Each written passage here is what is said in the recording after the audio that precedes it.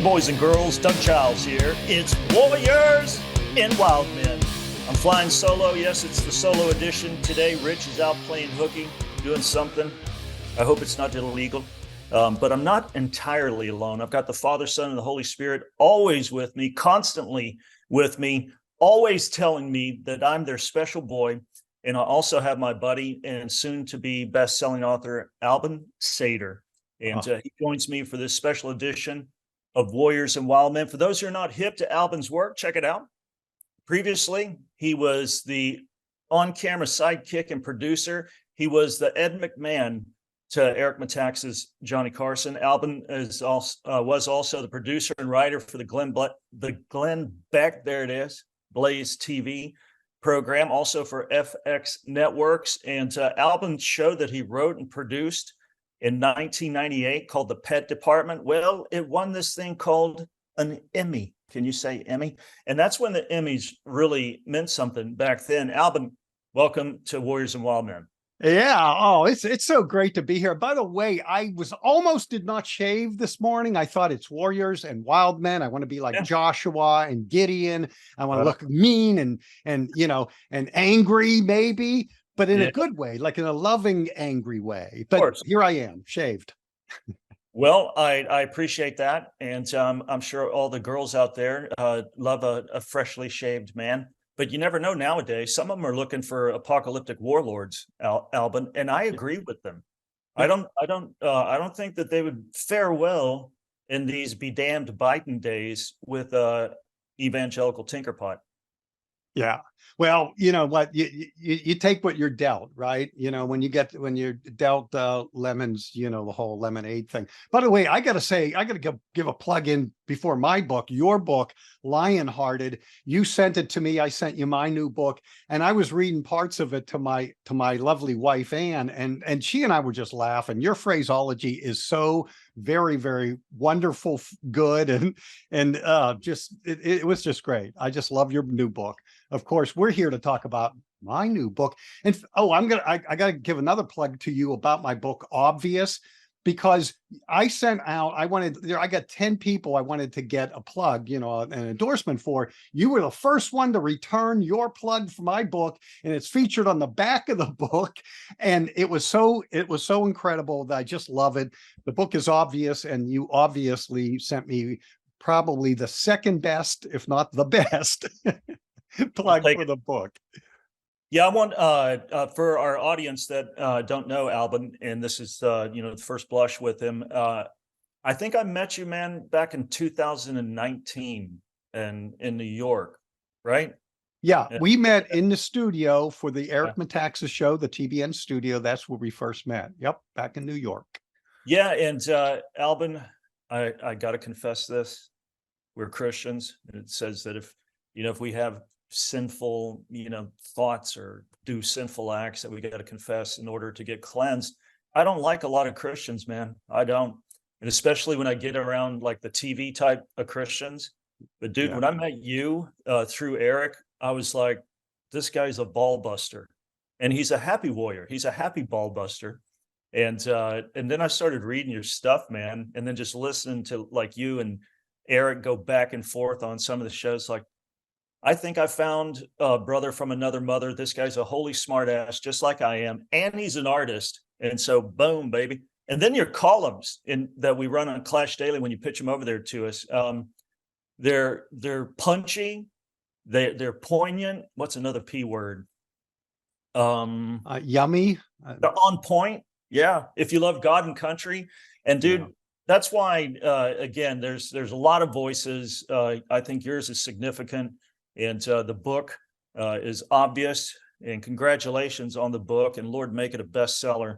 Yeah. And the subtitle is Seen the Evil That's in Plain Sight. And imagine this, Warriors and Wildmen listener, and actually doing something about it. So I think it should be required reading for every Christian who cares about the church, family, and state. And go ahead, buddy. I thank you very much for that. By the way, one of the editors of the book, one of the early editors, she wrote back to the managing editor and said, this guy has taken some very difficult subjects that everybody argues over and even yells in each other's face over. And she said he put like a kind of a whimsical, fun kind of spin on it, because I got cartoons, I've got memes, I've got short little parables, if you will, and things that you can actually share with your friends, even people that disagree with you. You can actually get them to laugh at some of the stuff, because when I write, there are 66, by the way, if you count the forward and the backward, there are 66 chapters in this book. Did we ever think of another book that has 66 books? The Bible? Yeah, the now, Bible.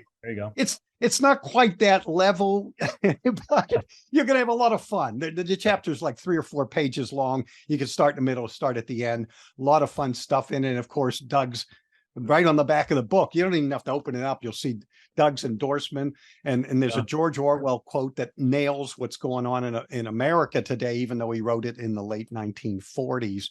But I don't know where you want to start to talk about the book, Doug, but I just really appreciate you so much too, as well. Yeah, of course. And I echo those sentiments in regards to your book. It's again, when people hand me a book, Albin, aside from the great content that we're going to get into, dude, it's got to be small. It's got to be easy.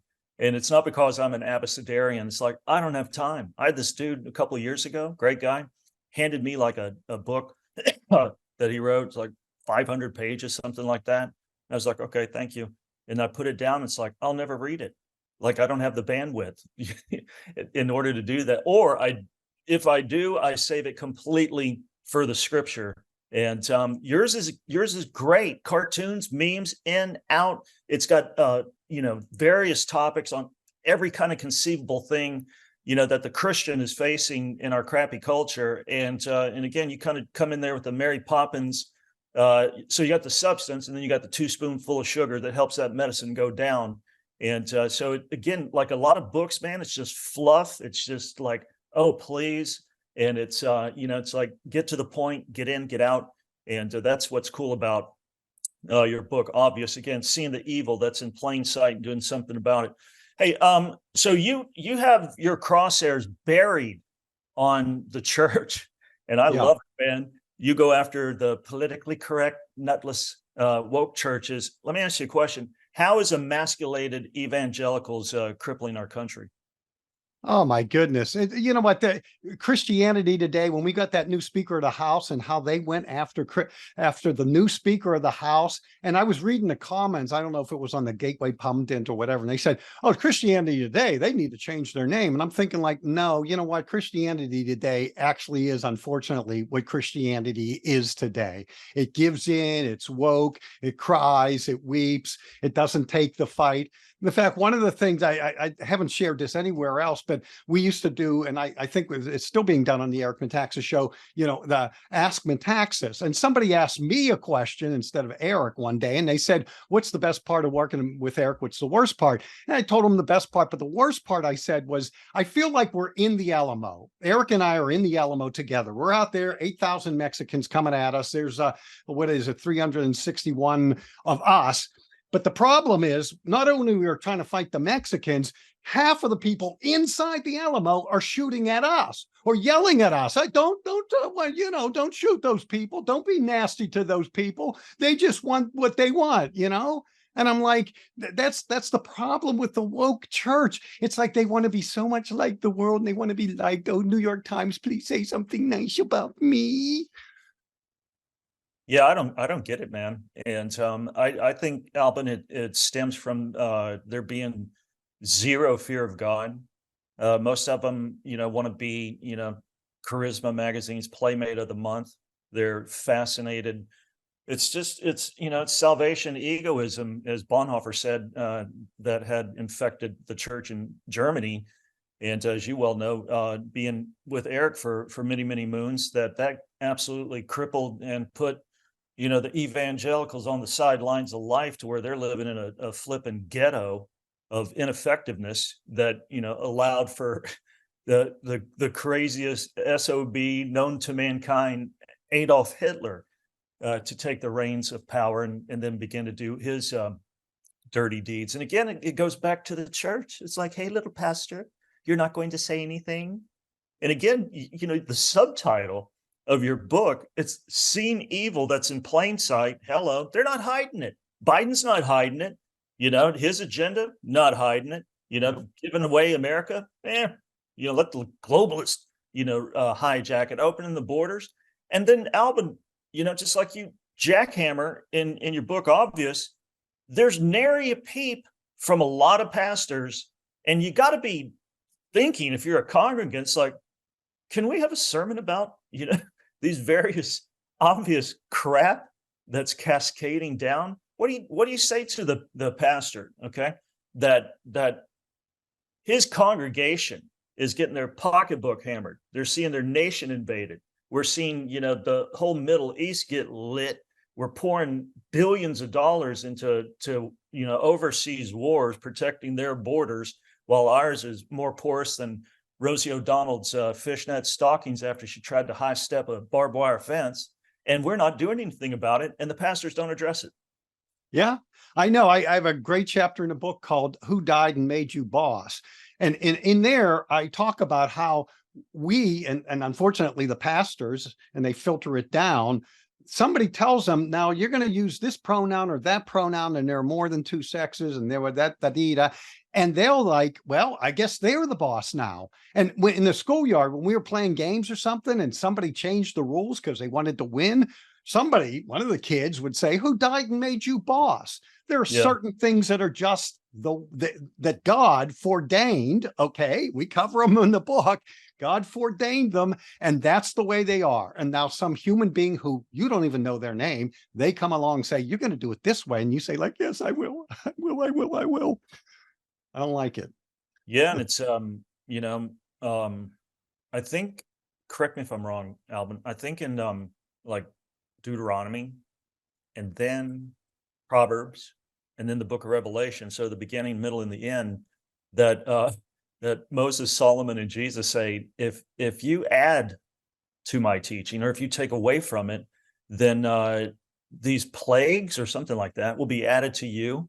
And then Revelation said, if you add or take away, then your name will be removed from the Lamb's book of life. So as they're playing in this stupid dance, man, again, I feel for the congregants, because they see the evil that's going down. They see it, and then they go to church like, nothing's happening. And I think the obvious aspect, and of your book, Obvious, is something that I think everybody and their dog feel it. And I don't think that a lot of America is down with ignoring this garbage. And I'm flummoxed when pastors and Christians, when they buy into the politically correct stuff or the woke stuff, or they don't just say anything about it. And I thank you for, turning into Tail Gunner Joe and going after them in this book, because sometimes, man, I feel like I'm alone. It's like nobody else talks to the pastors about, them being shepherds. Yeah. And you do in this book, and the big chunk of it, again, that I think the Warrior and Wildmen listener, if they've got a wuss for a pastor and you haven't left yet, I would buy him Obvious, and maybe put it in like a common area, a breezeway. And when he walks by, he might pick it up and grow a pair of cojones. Yeah, well, the funny thing is, I actually have a couple of examples and things that could be used as sermon notes in the book. And if the pastors will read it, they might get a kick out of it. They might even get a few chuckles from their placid congregation there. By the way, Eric Metaxas himself wrote the foreword to the book. And I've told people, look, if you're finished reading Eric's letter to the American church, and he's got a new one coming out January, February of next year, I said, in between, why not read Obvious? And you mentioned pastors. I got to give a shout out to Jack Hibbs out in California. My wife and I watch him in the evenings, but during the day, in the morning on Sunday, we go out to Jonathan Cahn's church, Return of the Gods guy. Jonathan Cahn is another guy that doesn't hold back. Recently, Rolling Stone did a quote unquote hit piece on Jonathan Cahn. If you've ever met him in person, Jonathan Cahn is you can use the word sweet with Jonathan Cahn. He's like the sweetest guy you ever want to meet. Real, down to earth, just like you, just like Eric, just real people. And of course, they got to do a hit piece on that guy, right? Yeah, can't have that. Nope. Our guest is Albin Sadar. His book, Obvious: Seeing the Evil That's in Plain Sight and Doing Something About It. Boom, there it is. And Albin, let's talk about um, what's going on in with our national sovereignty. Again, it's like we're focused on, and it's atrocious what happened, to Israel. But here's something that I haven't heard a lot of people talk about in regards to October 7th. Yeah. You ever been to Israel? No, I have not. Ann and I want to go with Jonathan Kahn. They just canceled the last trip, obviously, Right. that was supposed to start in November. Yeah. Yeah. So I'm not real, dialed into what's going over there, but I hear things, and I hear that they've got incredible security all over Israel. I'm confused how people in paragliders and ultralights came over that border without getting shot down like clay pigeons, because I hear that there's like every 10 feet, there's an IDF soldier with a AR-15 and other armaments just waiting for, somebody to do something that atrocious. How did that breakdown occur? Yeah, I know. I got to agree with you. It is very, very, very strange. But one thing I just want to throw in there, once I heard all this stuff, and then you started hearing people saying the usual. When this atrocity was so bad, this is like Attila the Hun kind of stuff, what they did. And then there'll be people saying like, well, there's bad people on both sides. I'm like, are you a moron? But getting back to your point, right, about security, you seem to be hinting at something, or you seem to be going to a certain place, which I'm not sure about exactly, but because Yeah, I just don't know how, that. I mean, what kind of breakdown in comms occurred to allow them? I mean, they just floated over. I mean, it was I know you've seen the videos. The weirdest thing, man. Just here they yeah, come, and there's a concert going on. People thought that they were part of the show. They're like, yay, and then all of a sudden, just bam, bam, bam, bam, bam. I I don't know, man. If I was an IDF guy on that border, and all of a sudden I saw, Ahmed float over in a paraglider, I'm going to do my damnedest to knock him out of the sky. I just, again, it's just it's befuddled yeah, on I how know this was allowed. it's easier than shooting clay pigeons. So yeah, I don't know. I mean, this is the day you've been kind of waiting for, because you can do it. You're allowed to kill that person because they've come to kill you. It's not murder, it's killing an enemy. And so you're right. I mean, it is very odd because they didn't all land at once. They didn't all come in at once either. So they're probably dropping every couple of Right. minutes. And so you know what's going on. I don't, yeah. But you No, have to, yeah, you had to have been there, I guess. yeah. Unfortunately, we weren't, or if we had been, maybe there would have been. Now, I don't want to talk tough, because, this is a sad situation. And if we're not there, we don't know. We can Yeah, so only, so in regards to like our border, it's just, and again, it goes back to, pastors don't say anything. Has anybody from a pastoral standpoint did a done a message? I mean, you've been with Eric for a long time. You guys had tons of guests, high level church, family, and state type backgrounds and stuff.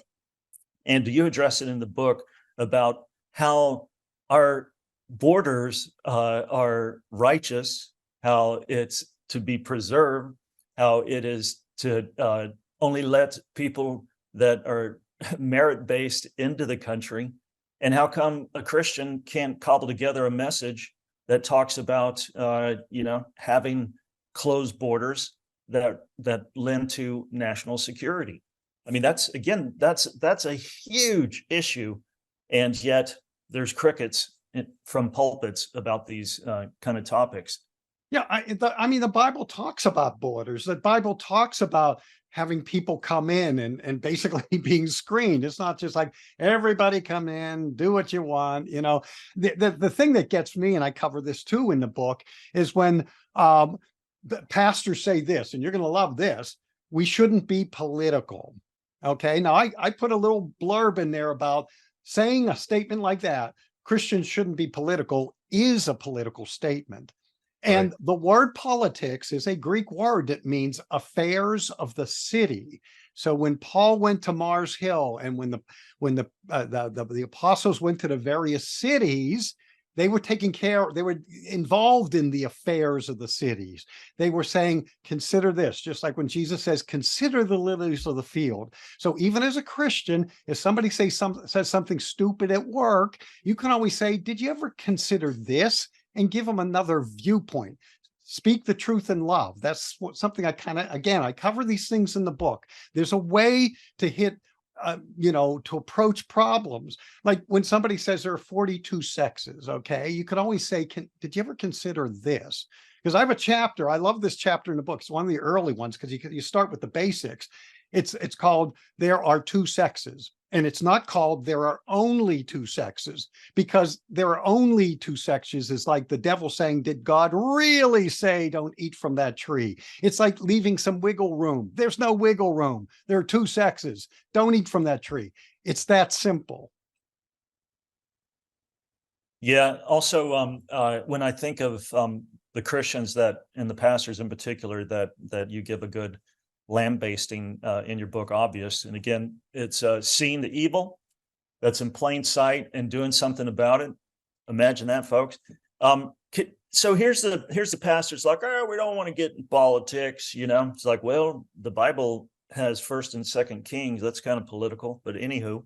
And it's like, oh, we don't want to venture into that fray. And then all of a sudden, Biden hijacks an election. I think it was deep rigged, big time.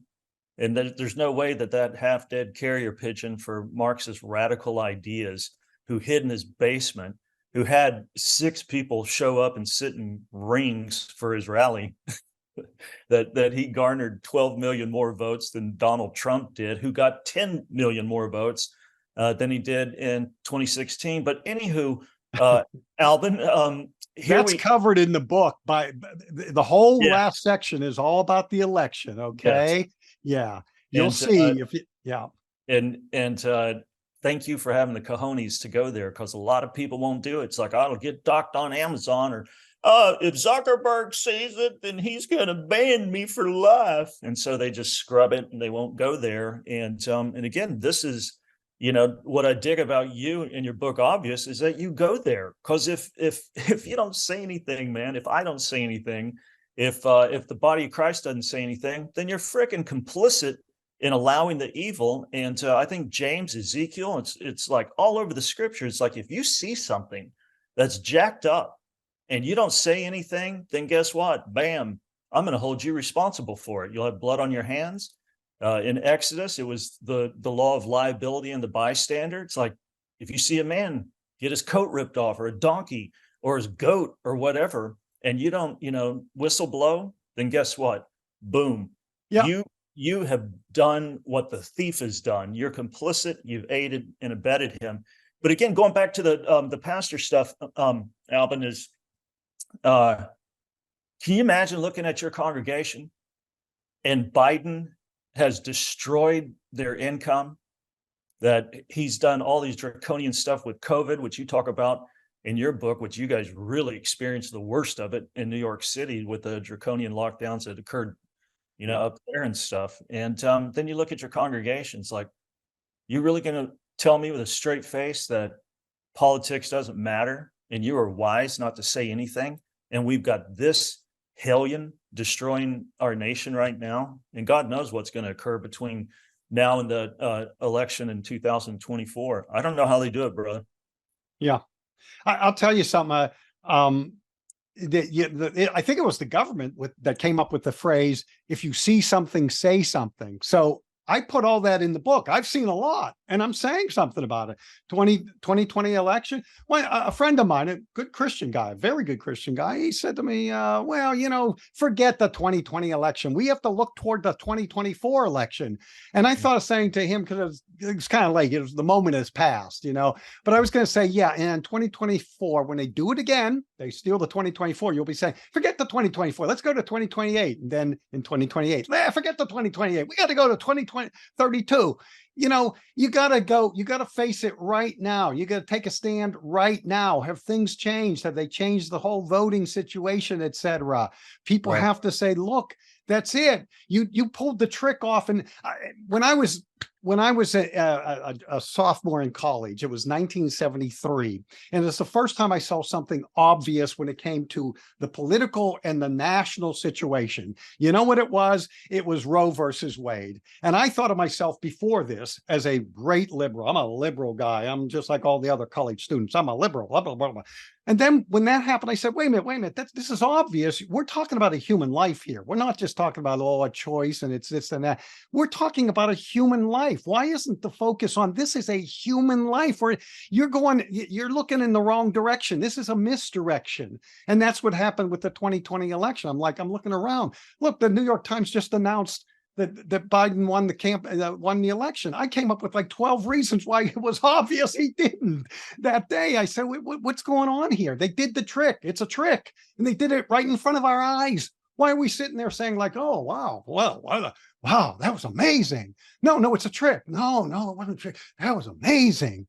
No, it was obvious what they did in 2020, and we do not want them to do it again in 2024. Okay, they did it in 2022 as well with Carrie Lake, especially because she was the biggest big mouth on our side, and so they said we definitely got to do it to her. We did it to Trump. We're going to do it to her, and they did it.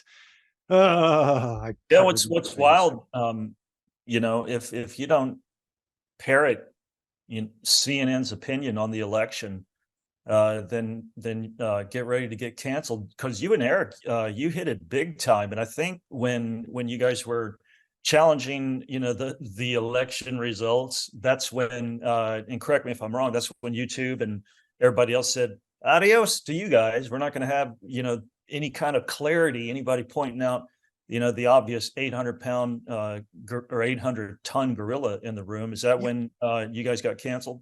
Yeah, that was the second strike, believe it or not. In fact, I had written the copy that they highlighted and said, oh, you can't do this. We talked about COVID, we talked about stolen election. It was all in the same show. And then Naomi Wolf came on. We love Naomi Wolf. She's terrific. She's got a new book out as well. And then when she came on, they was like, that's strike three, you're out of here. And of course, everything she said on the particular show where they canceled us came out to be true about 6 months, a year later. It was all true. It's all true. It's all true. But, you can't, if you get 3 strikes against you for telling the truth, well, you never get back on again. And that was a big unfortunately, financial hit for the show. Yeah. So a lot of people, and I want to, get into this with you, because a lot of people, it's like, oh, so what? You get booted off YouTube, Zuckerberg, deletes your account. Whoop-de frickin' do. Like, I got Clash Daily, and I don't know if I told you this or we talked about it on the shows when you're with Eric, but my Facebook fan page had 2 million people, and we had all of our content monetized through Facebook Instant Articles. Yes. And that was a solid, way up there, 5-figure check, sometimes 6 figures a month that was coming in from that. And when they pulled the plug on that, everybody's like, well, that sucks. Like, no, that just crippled our whole company, Exactly. That's what happened. That's what happened to our show. We're a big show, but it was a very big portion because we had, I forget, 250,000 subscribers or whatever. Maybe not your numbers there, but it was also a big hit. I mean, we're, it's My Pillow sales, it's regular ad sales, there's all kinds of stuff that support a show. People don't realize that. They think like, oh, they're a big show, it looks great, it's this and that. They're making tons of money and stuff like that. Now, sometimes we're eking it out, folks, even if we have tons of viewers and fans, Well, this is what also makes you an interesting cat. And my guest is Albin Sadar. His book is Obvious, Seeing the Evil That's in Plain Sight and Doing Something About It. There's cost involved. And I think that's why, people won't go there like you go there in your book, Obvious. Like I've been going there, for many, many moons. And people think, I think when they see the obvious and they see that it's evil, then they're like, if I do X, Y, and Z, then I don't get invited to parties, or I won't, get, Google ad money.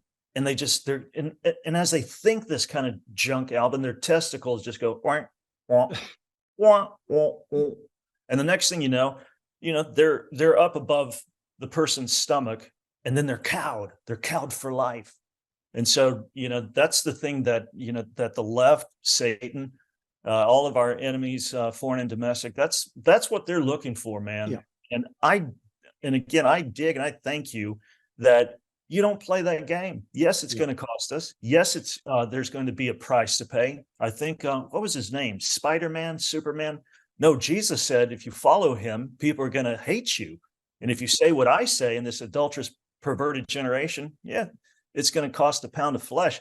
But bro, you and I, when we fast forward to the judgment seat and we go toe to toe with God Almighty, I don't want to screw that meeting up. I don't want him to say, yeah, you're a wuss, you're a big coward. And you know what?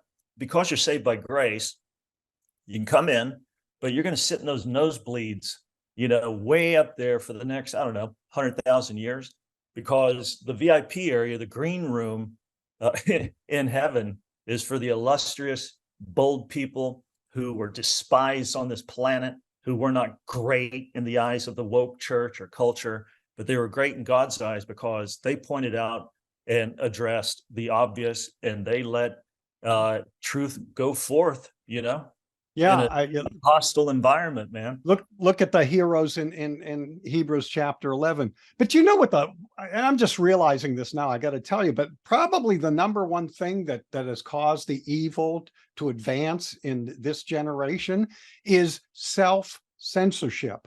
When you just don't take a stand and say no. I have a great story in the book from about 25 years ago when I was a producer at the FX Networks on the weekend. And if we have time, it's a quick little story, but the gay rights parade was marching outside the building. This was on weekend. It was Saturday. And remember when the gay rights parade and the so-called celebration was one day a year or one day a month in June. And now it's every day in June. It spills in and out, just like Christmas. It kind of comes up and then it goes away. Anyway, it was one day. It was FX Networks. We had the studio. We had the windows right there on Fifth Avenue. The parade's going right on by. I'm the producer. There's about 10 people in the studio at the time. The cameraman's there, the on-camera host, and we did live hits for the news at the top and the bottom of the hour. So the host said, I got to stand by the window. We're going to show the parade going by. It's live here in New York City. And they said, yeah, it's a great idea. Okay, well, we got to go to the producer. Albin, what do you think? What do you think? And I'm sitting there and I'm starting to sweat bullets because it's up to me. And you know what I said when they were all saying, come on, let's do it. This is exciting. This is news. I said, no. And the cameraman said, wait a minute. This is going right past the window. Why? We got to do it. We got to do it. And I said, no. And then the cameraman said what I was thinking. He said, they got naked people dancing outside there. They got these horrific signs that insult people. You know what? We're a family network. Albin's probably right. And pretty soon, everybody from the control room people to the makeup woman, everybody was saying like, yeah, that's a good idea. Let's not do it. Let's not do it. So and only the on-camera host, he was the only one that was like really mad and saying, wait, we could have done this. But all I said was no. I didn't give my explanation. So let your yes be yes and your no, no. And they all realized why I said it without me saying no. And here's my explanation. Oh, you're a homophobe and blah, blah. And then we get a bunch of fights going on in the control room. And no, it's a simple no. Sometimes at work, you just say no. Or you say like, well, you know what? Maybe if we thought of it this way, you can be nice about it. You don't have to yell. Don't have to shout. Just tell the truth. And it'll sink in, maybe. So what would you say to, before we let you go, what would you say to the Warrior and Wildmen viewer, listener, he's kind of not where you are and I am in regards to, going after the obvious. And so he or she doesn't have that personality to where they don't want conflict. They don't want to enter the fray. They love God. They see it all. They see what you pointed out again in your book, obvious, seeing the evil that's in plain sight and doing something about it. They're there. And it could be, what their school is jacked up, it could be, I don't know. So they're there and they feel like they got to you know, it's percolating under the surface. The lava's boiling. So any kind of advice to, you know, doing the do? If Yeah, I there, do have some advice, and the advice is this: start small, just like the no and the yes, and have you considered this? But it's also the attitude. I said to a friend of mine once, I said, look, you can tell me anything. It's the way you tell me, it's the way you couch it. And especially if somebody you think that, you don't think of them as an enemy either. Just think that they haven't, I'm telling you, sometimes people just haven't heard the other side. That the press is very good about either taking quotes and things like that out of context, or not telling you anything at all about what the other side is all about. And sometimes if you just say, well, you know what, I happen to know this about that. I was actually at that event, and this is just my personal opinion. It may not be yours, but this is just how I felt about it. It's like, if they're allowed to tell you something that they feel strongly about, you can do that as well as a little bit of pushback. I mean, we still have, for at least now, some free speech. We still have that. So use it, but use it gently. Speak the truth in love. Start there. Pray, of course, all about this, even before you even get in the situation, especially if you know it's coming. Get ready. the book is obvious. Ooh, so pretty. Seeing the evil that's in plain sight and doing something about it. Albin Sadar. Hey, Albin, before we let you go, any websites, Twitter handles, Instagram? Is Zuckerberg allowing you on his platform currently?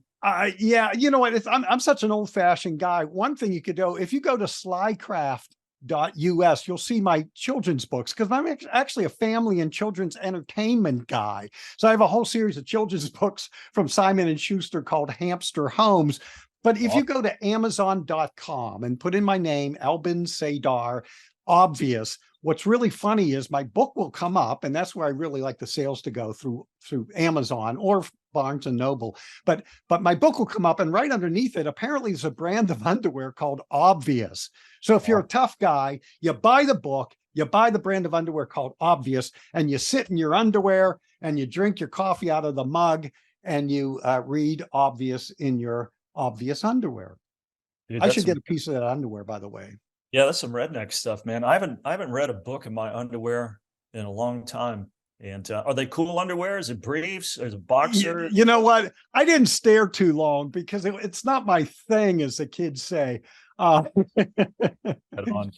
Hey, again, Albin, always great seeing you and talking to you. Where's your articles? So you got a weekly column going out anywhere, or is it?